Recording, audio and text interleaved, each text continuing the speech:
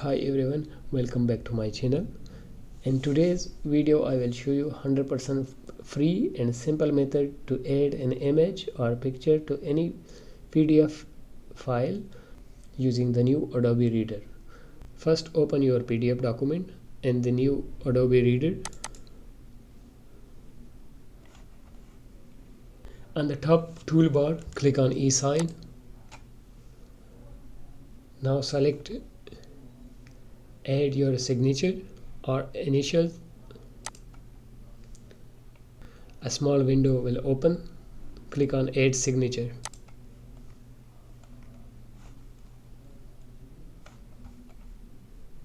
Now at the top you will see different options like type, draw, image. Click on image.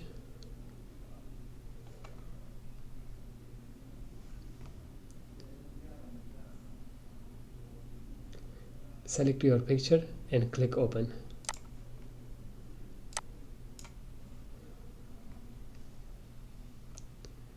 Finally, click apply.